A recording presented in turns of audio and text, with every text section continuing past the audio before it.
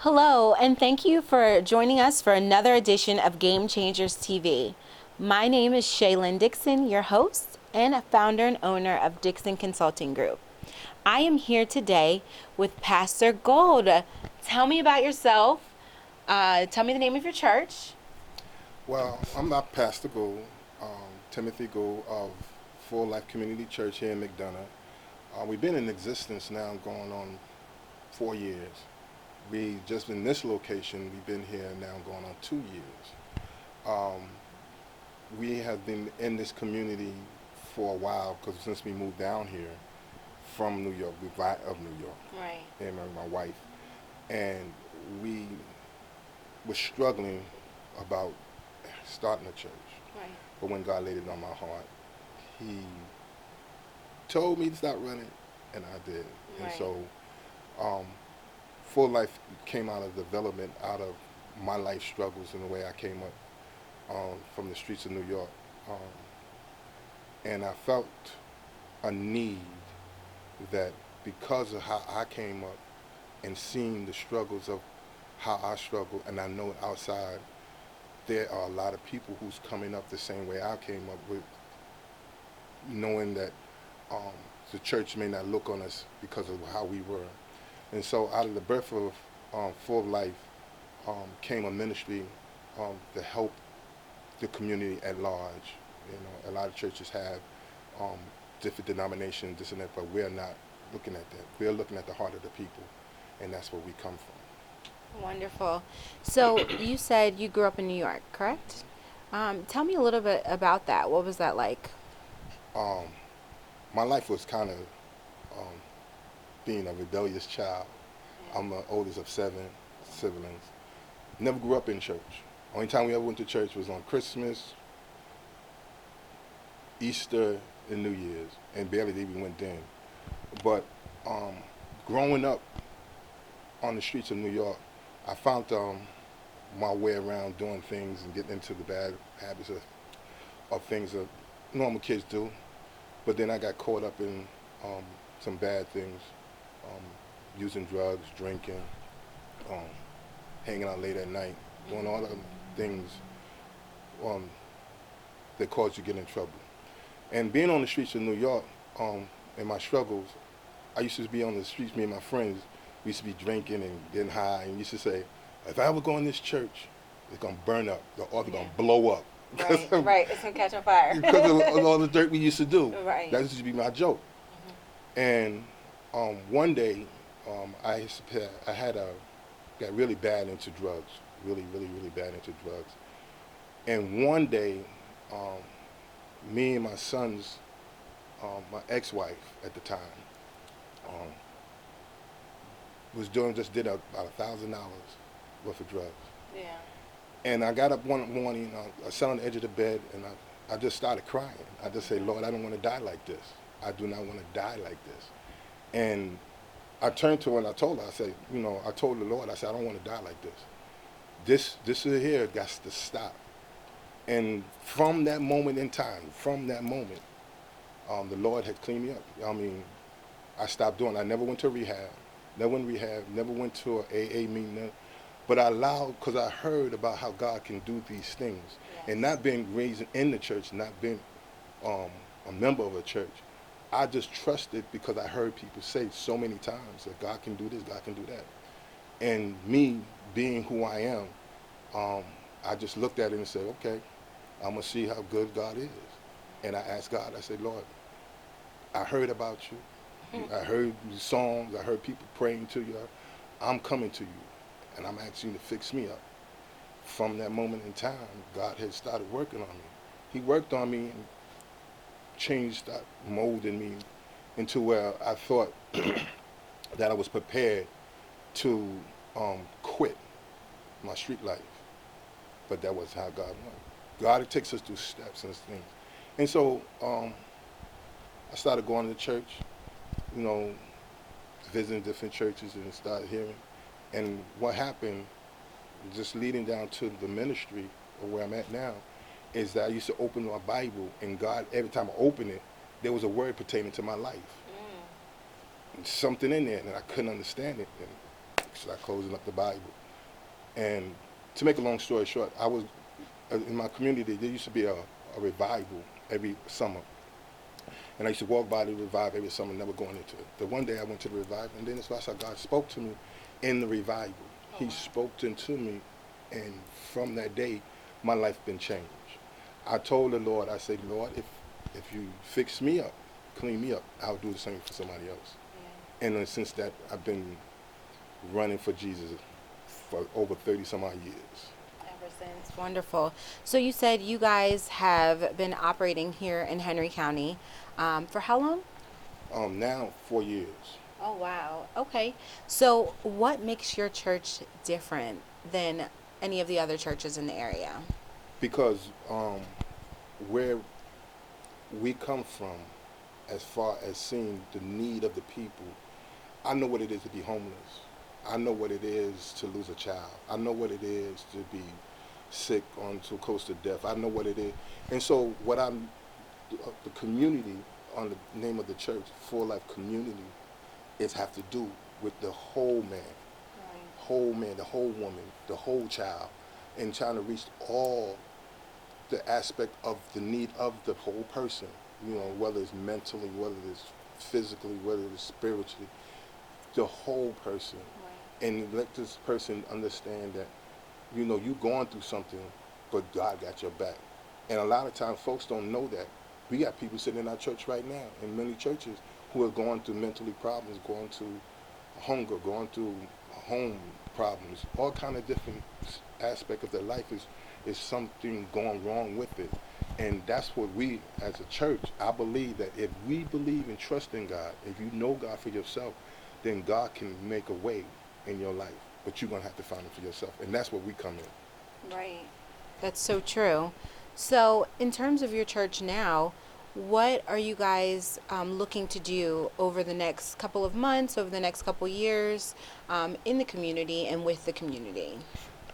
My prayer is that God will open the hearts of the people. We had a food drive, we had a clothes drive. We feed people, and I'm looking to do that again. The church to keep on being able to help the community at large. And my prayer is that this church, this ministry, will be able to grow to where we beyond these walls, that we can serve not just here, but all of Henry County, all of where we can be able to be service to the need.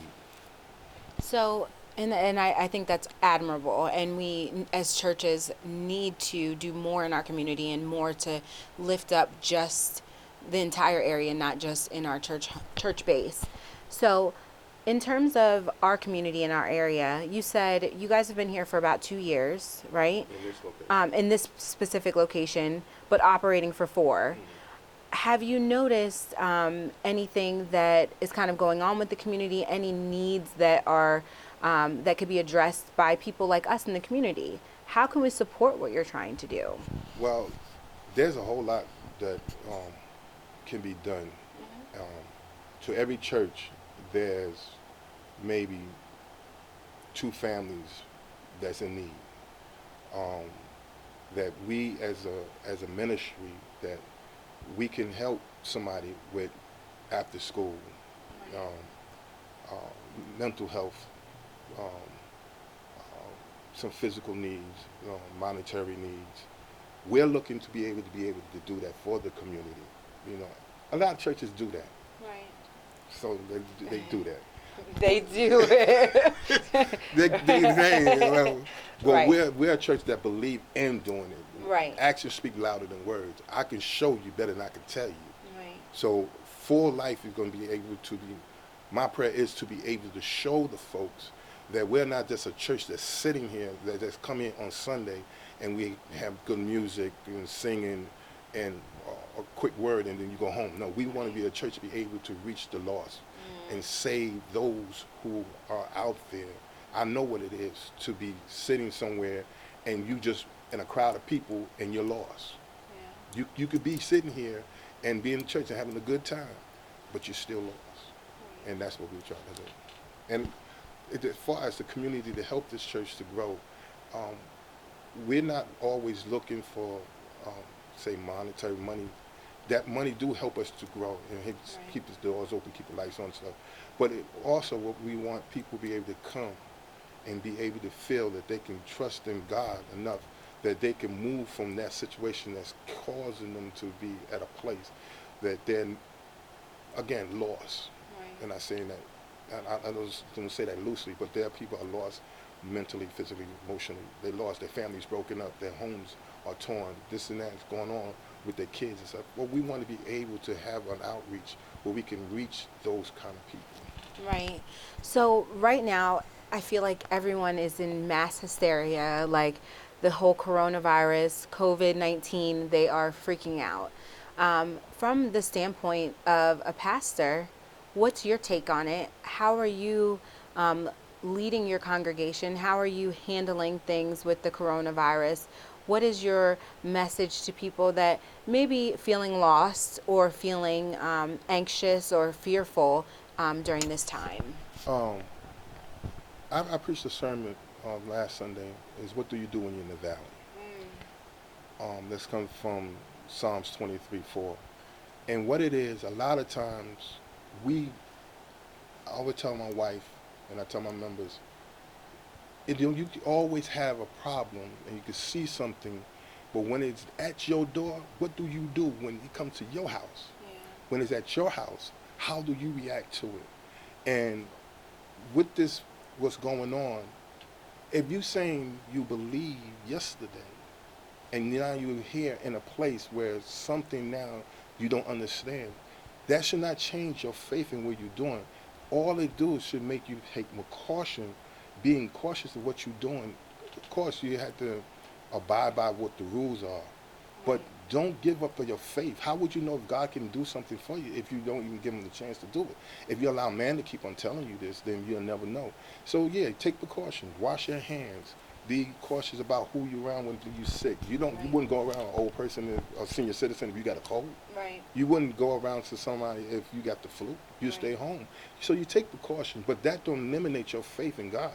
You should be able to have more faith in God than have less faith in God. How would you know that he's going to be a provider if you'll never give him a chance to do it? So my thing is to people is to allow whatever going on now, do not deviate from where your faith at in God, but be cautious in what you need to do, but stay mindful of who you believe in. Thank you for those words of wisdom. No, I definitely can value that.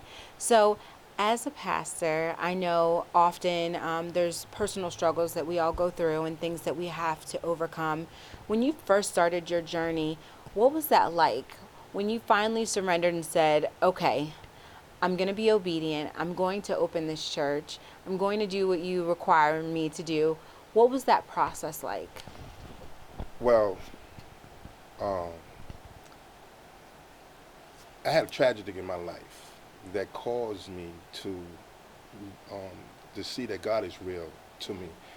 The things I tell folks is something personal that happened with me, that I only can speak about what I know, what God can do for me. And then if I know he can do it for me, he can do it for you. So my tragedy in my life brought me to a point that I say, well, Lord, okay, I see you're real. I see you real. I see you can do these things. And I am able and willing to now stand on your word and proclaim your word because I've seen it for myself. Didn't nobody tell me. I heard about it, but nobody told me. I was witness to what God can do.